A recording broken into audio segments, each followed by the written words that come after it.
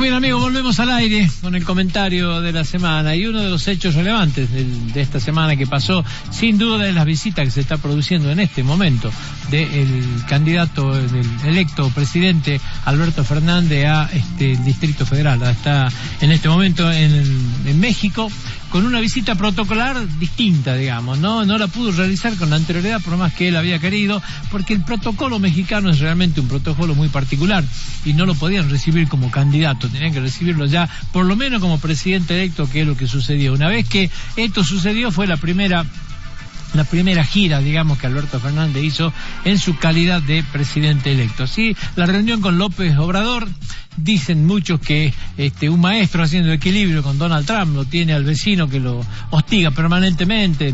De hecho, miremos nada más que el tema del muro, por ejemplo, y las cosas que tiene que soportar. Pero claro, México con Estados Unidos tienen relaciones comerciales que son realmente muy profundas. Es imposible creer la existencia de México con un comercio cerrado con Estados Unidos. Entonces, evidentemente, mucho hay para aprender de López Obrador en lo que es el manejo de las relaciones bilaterales con el vecino país del norte. En este marco, entiende López Obrador que puede ser una gran ayuda para Alberto Fernández, teniendo en cuenta que Alberto Fernández va a tener que tocar la puerta de Donald Trump llegado el momento por el tema de el Fondo Monetario Internacional. En este marco, decíamos, son dos equilibristas muy grandes, ¿sí? El otro equilibrio que les exige a todos hoy es Maduro. Forma parte de esta gira. ¿Por qué? Porque es un tema de mucha preocupación. Maduro quiere participar de este equipo de centro izquierda, pero le resulta muy difícil a todos los gobiernos de centro izquierda en América Latina de seguir pegados a él, porque cada vez es más complicado encontrar los fundamentos para no decir que Venezuela es una dictadura. En este marco están todos medio mirame y no me toques, digamos, y tratando de que participe lo menos posible y que quede en lo menor comprometido posible. Para Argentina es una complicación, porque Venezuela está cerca. Maduro es una de las personas que felicitó al triunfo de Alberto Fernández. Cristina Fernández de Kirchner tiene un diálogo absolutamente distinto, ¿no es cierto?, con Maduro. Massa, cuando estuvo de gira en Estados Unidos, habló de que Venezuela era una dictadura. Esto le valió una seria reprimenda, digamos, de los sectores del kirchnerismo. O sea, no tiene claro hoy para nada el frente de todo la relación con Venezuela, y es una situación que incomoda sin duda, ¿sí? Pero bueno, en este marco es que la semana que viene, por ejemplo, van a venir a la Argentina el Grupo de Puebla, que es un grupo que está integrado por los principales líderes de la centroizquierda. De hecho, van a venir de la República Federal del Brasil, vienen todos los integrantes del PT, ¿no es cierto?, que van a estar acá en la Argentina. Va a venir también Amorín de Chile, que es uno de los líderes principales de este grupo, y donde el tema Venezuela está en el candelero, ¿no es cierto?, en estas conversaciones, donde tienen que buscar un equilibrio, porque realmente es una relación incómoda. Alberto Fernández ha recibido algunos consejos, entre comillas, para no salirse del Grupo de Lima, grupo que está creado casualmente para regular la relación con Venezuela. Por eso hablamos de un gran equilibrista, ¿no? Qué difícil que va a ser para Alberto Fernández, que hoy puede darse el lujo de no tomar definiciones más profundas en esto, porque todavía no está en ejercicio de funciones, pero que llegado el 10 de diciembre esto va a ir quedando cada vez más cercano. Después de este tema de reunirse con López Obrador, hubo una conferencia de prensa, hubo una cena con empresarios fuertes, ¿no es cierto?, de México, de gran poder, de gran poder económico.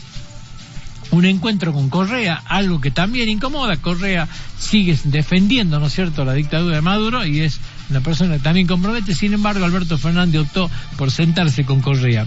Dentro de esta mesa de empresarios que se sentaron, hubo gente del Grupo Alfa. El Grupo Alfa es un grupo económico muy fuerte que tiene que ver, por un lado, con la petroquímica, por otro lado, con el tema automotriz. Grupos de representantes del Grupo Bimbo. Estaban también David Martínez, el de Telecom, el socio de Telecom, ¿no es cierto?, que trajo las inversiones y que empezó a pelear fuertemente para estar en esta mesa. En un principio no había sido invitado. Y por supuesto el anfitrión principal, que es Carlos Slim, que tiene fuertes intereses económicos en la Argentina y que quiere profundizarlo y ampliarlo fuertemente. Para los que no conocemos mucho, es el dueño de Claro, digamos, para que la gente un poco entienda también. Tiene muchos intereses en la región en materia de telecomunicaciones, pero también Se habló mucho del comercio bilateral. ¿Qué es lo que va a buscar Alberto Fernández? La apertura de este mercado fuerte. No deja de ser este acercamiento con México un mensaje también, ¿no es cierto?, elíptico hacia Brasil, dadas las destemplanzas y las declaraciones que hizo Bolsonaro, ¿no es cierto?, muchas de ellas absolutamente irreverentes y irrespetuosas, digamos, no propia de un jefe de Estado, que maltrató, ¿no es cierto?, al elegido presidente argentino, y que hasta el propio hijo, ¿no es cierto?, de Bolsonaro tuvo expresiones de esta naturaleza. La realidad es de que este acercamiento con México habla de esto. Dicen que la condición principal de México fue la apertura del mercado automotriz. De hecho, hizo viajar de golpe a Matías Culfas, digamos, que algunos dicen que sería el ministro de la Producción, lo hizo viajar de golpe para que esté sentado en la mesa de negociaciones por el tema automotriz, porque el tema automotriz sería la llave que abriría muchas cosas. Argentina tiene mucho por vender a México en materia de carne, de poroto negro, o sea, tiene muchas cosas que exportarle a México, y evidentemente es un mercado interesante por la capacidad económica y por la cantidad de habitantes. Pero bueno, todo esto está pasando hoy, digamos, ¿sí? En el marco de esto, dejando de lado un poco lo que tiene que ver con México, Alberto Fernández hizo algunas declaraciones. Por ejemplo, habló del cepo, dijo que en esto no hay magia. El cepo dio a entender claramente que después del día 10 va a continuar. Muchos creen de que el tema del cepo es algo que es un servicio que le ha hecho Macri, digamos, de dejarlo plasmado de esta manera para no tomar una medida tan impopular a Alberto Fernández. La realidad es que nadie cree que el cepo va a cambiar. Hubo algunas expresiones de economistas como Carlos Melconian, que habló del tema también. La realidad es que el cepo vino para quedarse, y hay que ver qué grado de profundización puede llegar a tener, ¿no? Me contaba yo en el noticiero de hoy que la Argentina, desde que llegó Mauricio Macri, se fueron del país 82.000 millones de dólares, o sea, a razón de 1.820 millones de dólares mensuales. Una cifra que es imposible de manejar, y donde si no se logra parar, no solamente parar este drenaje, sino que la gente vuelva a confiar y deje sus ahorros en los bancos, es muy difícil pensar un país en un sistema bancario sano, donde la gente confíe y deje la plata. Hoy el peso argentino está devaluado no solamente en su cotización, la gente no lo quiere al peso, se deshace del peso inmediatamente, y esto es peligroso, digamos. Hay que recuperar la confianza en la moneda y la confianza en el país. Bueno, esto va a ser tarea de quien viene. También hay situaciones que no están absolutamente claras con muchas de las declaraciones que hace Alberto Fernández. Una de ellas es el tema tarifas. Volvió a hablar Alberto Fernández en México de desdolarizar las tarifas. Habló también Mercedes Marcó del POM, una economista cercana a Alberto Fernández, y la pregunta es, ¿qué quiere decir desdolarizar las tarifas? ¿Hacia dónde va? ¿Cuál es el límite de esta expresión? Es una palabra para decir, vamos a buscar alguna manera de no tener tarifas que impacten tanto en el bolsillo de la gente, porque por un lado Alberto Fernández se reunió con el gobernador neuquino, y a quien le dio la garantía de que Vaca Muerta va a ser un elemento fundamental del probable desarrollo argentino, que va a haber todos los incentivos puestos en Vaca Muerta, que puede llegar a haber hasta una ley específica para garantizarle y proteger el crecimiento de Vaca Muerta. Ahora, ¿cuáles son los problemas que te va a plantear Vaca Muerta, que ya han sido planteados? Una, tiene que ver con el tema del tipo de cambio, tiene que ver con la tarifa, ¿no es cierto? O sea, si van a volver a tarifas anteriores que hemos tenido en épocas de atrás, evidentemente hay una desinversión. La otra tiene que ver con el cepo, con la posibilidad de disponer de las divisas, de introducir cifras, de qué manera se puede manejar esto. Hoy hay situaciones que dan en el comercio que la plata tiene que entrar, queda atrapada en el cepo para pagarle un proveedor de afuera. Mucho financiamiento que viene de afuera se paga directamente de afuera. Bueno, hay una serie de situaciones que se van dando que tienen que estar en el marco de una legislación en que hoy no se sabe qué significa, reitero, desdolarizar la tarifa. La van a especificar y vamos a volver a los de atrás. ¿Qué va a pasar con los contratos existentes? Si hablamos de este tema, ¿qué va a pasar con el contrato que tiene, por ejemplo, la provincia Gense, ¿no es cierto?, la empresa estatal jujeña, con Camesa, por el tema de la energía solar? Nosotros tenemos un contrato a 20 años, $60 el mega, ¿lo van a especificar? Jujuy queda calzado con una deuda en dólares y un crédito en pesos. Hoy está perfectamente acomodado. Si esto es así, circula la teoría de la imprevisión, ¿no es cierto?, legalmente, para ver, o sea, nadie sabe qué es lo que va a pasar porque no hay definiciones profundas, pero se sigue hablando del tema, y una de las palabras es desdolarizar, que evidentemente está complicando mucho, reitero, y tiene una fundamental importancia en el tema Vaca Muerta. Bolivia y Chile han tenido mucha repercusiones en la semana, y las dos, lejos de mejorar, se han visto fuertemente complicadas. En Bolivia, porque cuando llegaba la OEA a fiscalizar, directamente el Supremo Tribunal Electoral de Bolivia dio por ganador, ¿no es cierto?, a Evo Morales, lo cual fue interpretado para muchos como una burla, y se intensificó la violencia en las calles de Bolivia, ¿sí? Ya hay muertos también, hay muchos heridos, o sea, hoy está cada vez más preocupante la situación, y los sectores de oposición hablaron de voltear, hablaron de militarizar, hablaron de que se tiene que ir inmediatamente Evo Morales. Evo Morales denunció ante la OEA un intento de golpe. Bolivia hoy está con un gobierno que va a ser muy difícil que encuentre legitimación, porque de la manera que se han dado la elección va a ser muy difícil que alguien le crea que realmente ganó en la forma en que se dio. Pero bueno, forma parte de uno de los grandes problemas que tiene la región. Y el otro problema es Chile.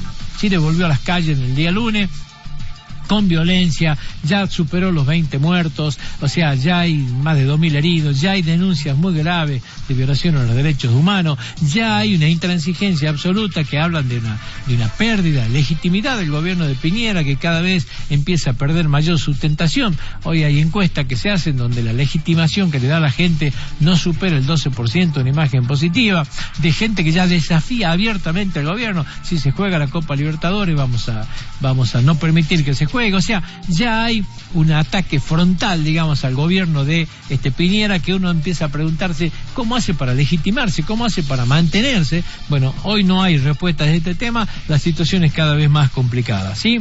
Se conocieron, uno habla, ¿no?, de los apoyos de Alberto Fernández. Yo analizaba dos declaraciones de los últimos días que hablan a las claras del apoyo sí y del apoyo no. Por un lado, Alberto Fernández recibe de parte del titular de UPCN, de Andrés Rodríguez, recibe una expresión que la avala en gran parte de la CGT, que dice: no vamos a exigir un bono de fin de año, no vamos a hablar de aumentos extraordinarios, entendemos la situación del país, acompañamos al gobierno exigido, ¿sí? Esto es un apoyo irrestricto, digamos, de centrales obreras, lo cual te da un empuje muy fuerte. Por otro lado, Juan Grabois, que a esta altura el partido no termina de entender qué papel juega, o si juega algún papel, está realmente cerca del gobierno, puede llegar a tener su opinión algún tipo de interés. Bueno, habló de la mecha corta, o sea, de que es muy poquito los tiempos que hay para que la bomba no explote, en una palabra, ¿sí? Y marcó algunos conceptos que entienden como queriendo marcar una agenda económica de cara a esto. Habló de reforma agraria, todos sabemos lo que ya pensó de reforma agraria, y nadie escuchó hasta acá que haya sido tomado esto por los economistas que uno ve cercano a Alberto Fernández. Pero la realidad que en materia de apoyo y de tiroteo recíproco que se da, bueno, podés tener cualquier tipo de opinión, desde esta de la CGT, que llamó mucho la atención y que fue vista con muy buenos ojos, hasta esta de Juan Grabois, que hoy cada vez tiene menos asentamiento en la sociedad y cada vez es mirado con más desconfianza. Hay algunos aspectos que quedaron marcados y que la gente lo mira con atención. Foro para la libertad de los presos políticos, ¿sí? Hubo declaraciones de Eduardo Barcesat en la semana también, y que habla de una forma de liberar a todos los presos políticos. La gran pregunta: ¿hay presos políticos en Argentina o hay políticos presos? Bueno, el debate que se viene dando hace mucho tiempo y que preocupa mucho, porque si bien es cierto, no hay ninguna palabra que uno pueda decir que ha sido tomada, ¿no es cierto?, desde el lado de Alberto Fernández ni de Cristina Fernández de Kirchner, no es menos cierto de que estas son usinas de generación de pensamiento, que alguna vez el kirchnerismo supo apoyarse en ella y que uno lo mira con preocupación. Fue un tema destacado de la semana. También se volvió a hablar de la CONADEP del periodismo, ¿no? Lo dijo Moyano en el día de ayer también, lo dijo Daddy Brieve en una entrevista que tuvo con Jorge Rial, donde hasta el periodista Jorge Rial manifestó este tema y habló de encontrar responsable en las cosas que hizo el periodismo, o sea, dándole